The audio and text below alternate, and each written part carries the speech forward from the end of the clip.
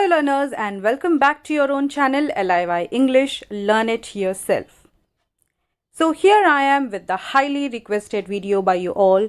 Today we'll be learning unit number 1.5 of class 12th English, which is titled as The New Dress, written by Virginia Woolf. We'll learn the unit in detail as usual. I'll explain line by line in Hindi and chapter काफ़ी लेंदी है तो इसे हम 3 parts में पढ़ेंगे. And I know आपका time बहुत ही कीमती है, बहुत प्रेशियस है, so we will not waste our time any more. चलिए स्टार्ट करते हैं वीडियो को बिना देर किए.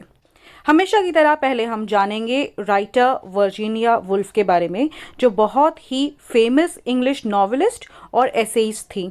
उन्हें 20वीं सदी के मॉडर्न राइटर और स्ट्रीम ऑफ कॉन्शियसनेस के फाउंडर के रूप में जाना जाता है. उनकी राइटिंग्स में शुरुआती मॉडर्न फेमिनिज्म की झलकियाँ आसानी से देखी जा सकती है. The voyage out, to the lighthouse, Orlando और मिसेस डॉलवे उनकी लिखी कुछ रिमार्केबल नॉवेल्स है.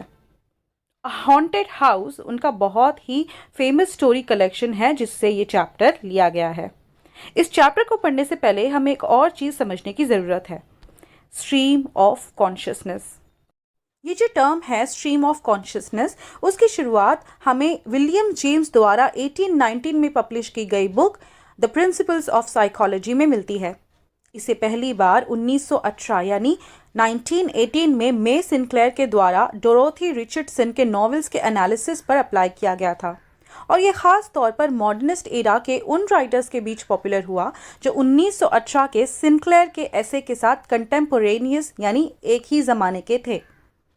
Virginia Woolf, Samuel Beckett, James Joyce और Marcel Proust stream of consciousness के फेमस प्रैक्टिशनर्स थे.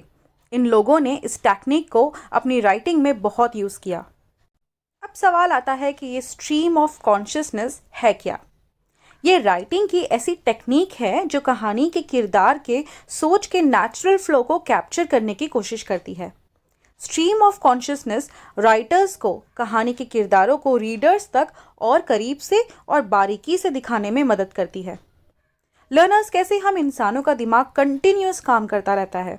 हमारी सोच कभी भी पॉज नहीं होती है. हम जहाँ भी हो, जो कुछ भी कर रहे हो, हम जिस भी सराउंडिंग में हो, हम अपने दिमाग में खुद से ही बातें करते होते हैं. कई तरह की सोचें हैं जो हमारे अंदर चलती होती है. तो जब राइटर्स अपनी कहानी के किरदारों के मन में चल रही इन्हीं बातों को, इनके दिमाग में चलने वाली इस सोच को डिटेल में कहानी में इंक्लूड करते हैं, तो इसे ही कहते हैं स्ट्रीम ऑफ कॉन्शियसनेस टेक्निक. जो चैप्टर हम इस वीडियो में पढ़ने वाले हैं, द न्यू ड्रेस, वो इस टेक्निक की बेहतरीन मिसाल है. आइए थोड़ा सा जान लेते हैं इस चैप्टर के बारे में भी, फिर हम इसे डिटेल में समझेंगे लाइन बाय लाइन. तो ये कहानी है मेबल वॉरिंग की, जो कि मिसेस डॉलवे की पार्टी में आई है और लगातार अपने न्यू येलो ड्रेस के बारे में नेगेटिवली सोच रही है.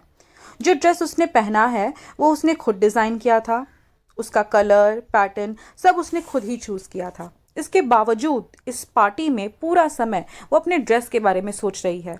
उसे लगता है कि ये ड्रेस पुराने ज़माने का लग रहा है और पार्टी में हर कोई उसके ड्रेस का मजाक बना रहा है. उसे ऐसा महसूस होता है जैसे वो कोई मक्खी हो जो किसी सॉसर के किनारे पर है और धीरे धीरे वो उसमें डूब रही है. इसकी ये नेगेटिव थिंकिंग इस पर इस कदर हावी हो जाती है कि निराश होकर वो पार्टी छोड़कर चली जाती है. मेबल वॉरिंग की दबी हुई इच्छाएं, अधूरी ख्वाहिशें और उसके बचपन की खराब फाइनेंशियल कंडीशन को दिखाने के लिए वर्जीनिया वुल्फ ने स्ट्रीम ऑफ कॉन्शियसनेस टेक्निक का बखूबी इस्तेमाल किया है. आइए बिना देर किए पढ़ते हैं स्टोरी मेबल वॉरिंग की the new dress. As usual मैं पहले लाइंस रीड करूँगी और फिर इन्हें समझाऊँगी.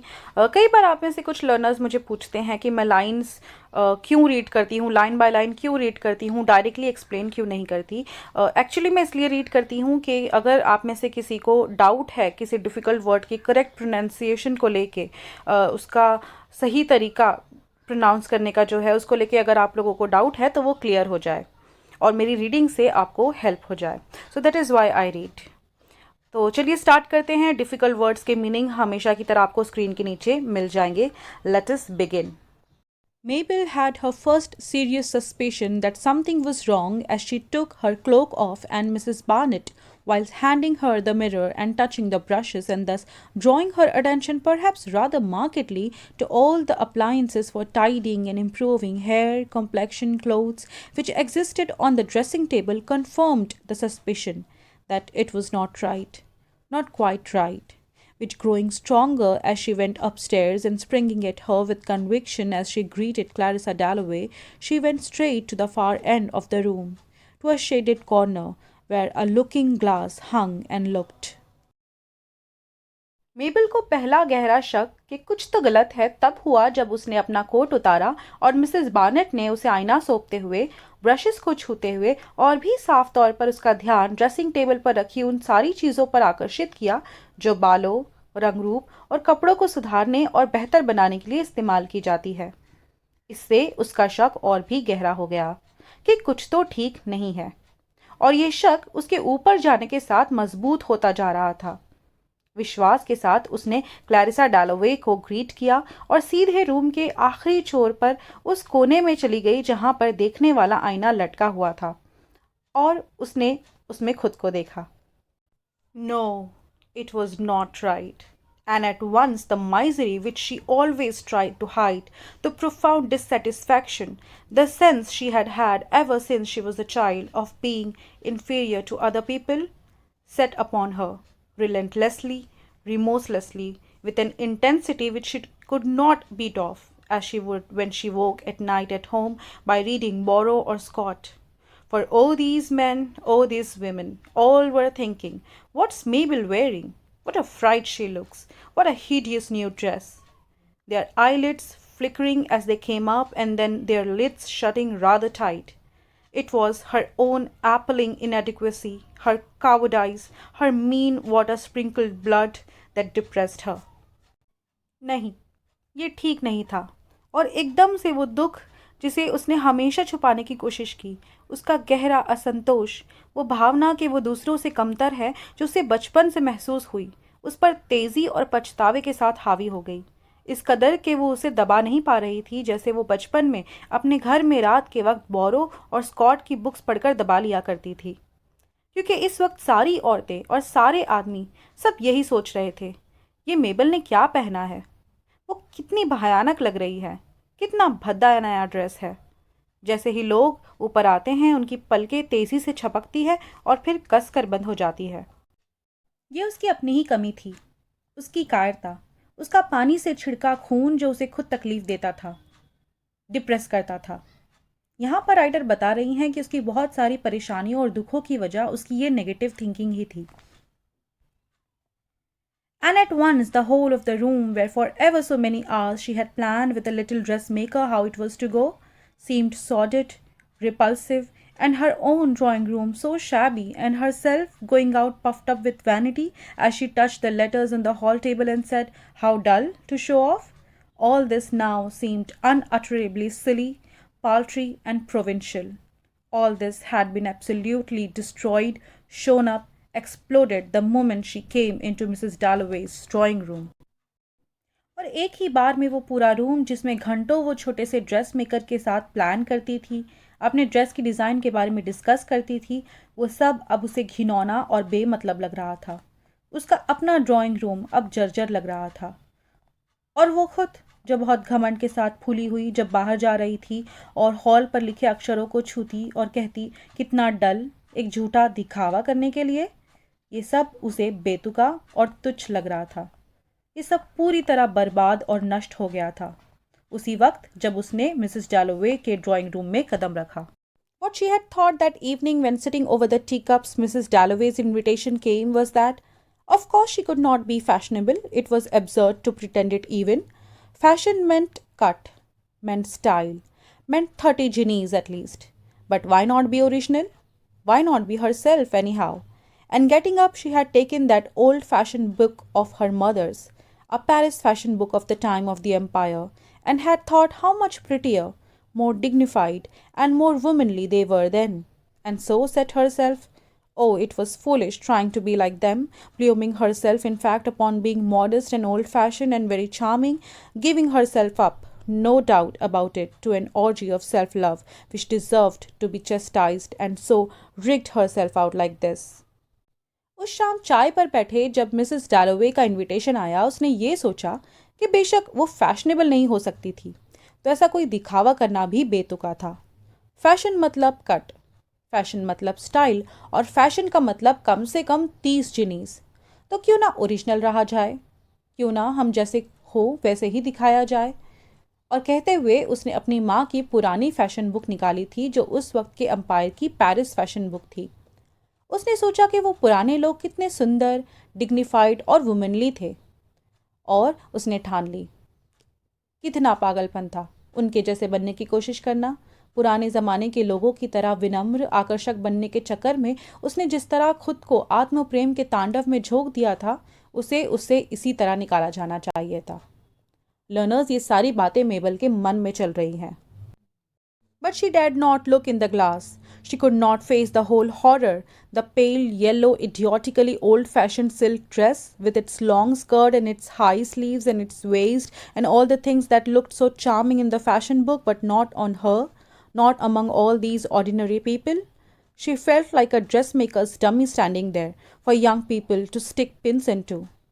But my dear, it's perfectly charming, Rose Shaw said, looking her up and down with that little satirical pucker of the lips which she expected. Rose herself being dressed in the height of the fashion, precisely like everybody else always. लेकिन उसने आईने में देखने की हिम्मत नहीं की। वो उस पूरे हॉरर यानी डर का सामना नहीं कर सकती थी। मूर्खता से भरा पीले रंग का ये पुराने ज़माने का ड्रेस, जिसकी स्कर्ट लंबी है और आस्तीनें ऊंची हैं, इसकी वेस्ट, ये सारी चीज़ें जो फैशन बुक में इतनी आकर्षक लग रही थी, लेकिन अब उस पर नहीं, इन आम लोगों के बीच नहीं, वो युवा लोगों के लिए पिन चिपकाने के लिए इस्तेमाल की जाने वाली किसी ड्रेस मेकर के डम्मी की तरह महसूस कर रही थी। लेकिन माय डियर, ये बहुत ही आकर्षक है। रोज शॉ ने उसे ऊपर से नीचे देखते हुए इस तरह व्यंग्यपूर्ण तरीके से अपने होठों को मोड़ते हुए कहा, जिसकी उसने उम्मीद की थी। रोज हमेशा की तरह सारी लोगों जैसे बहुत फैशनेबली ड्रेस थी। We are all like flies trying to crawl over the edge of the saucer, Mabel thought, and repeated the phrase as if she were crossing herself, as if she were trying to find some spell to annul this pain, to make this agony endurable. Tags of Shakespeare, lines from books she had read ages ago, suddenly came to her when she was in agony, and she repeated them over and over again. Flies trying to crawl, she repeated. If she could say that over often enough and make herself see the flies, she would become numb, chill, frozen, dumb. हम सभी उन मक्खियों की तरह है जो किसी saucer के किनारे रेंगने की कोशिश कर रही हैं, मेबल ने सोचा, और इस फ्रेज को दोहराया जैसे वो खुद को पार करने की कोशिश कर रही हो, जैसे वो इस दर्द से छुटकारा पाने के लिए किसी जादू को खोजने की कोशिश कर रही हो, वो इस पीड़ा को सहन योग्य बनाने की कोशिश कर रही हो। शेक्सपियर के टैक्स, उनकी किताबों की लाइनें जो उसने ज़मानों पहले पढ़ी थी, अचानक उसे इस वक्त याद आ रही थी जब वो बहुत दुख में थी, और उसने इन लाइनों को बार बार दोहराया, रेंगने की कोशिश करती हुई मक्खियाँ, और वो बार बार कहकर खुद को मक्खी की तरह देख पाती तो स्तब्ध हो जाती, जम जाती और गूंगी हो जाती। Now she could see flies crawling slowly out of a saucer of milk with their wings stuck together, and she strained and strained, standing in front of the looking glass listening to Rose Shaw, to make herself see Rose Shaw and all the other people there as flies, trying to hoist themselves out of something or into something, meagre, insignificant, toiling flies. But she could not see them like that, not other people. She saw herself like that. She was a fly, but the others were dragonflies, butterflies, beautiful insects, dancing, fluttering, skimming, while she alone dragged herself up out of the saucer. Envy and spite, the most detestable of the vices, were her chief faults.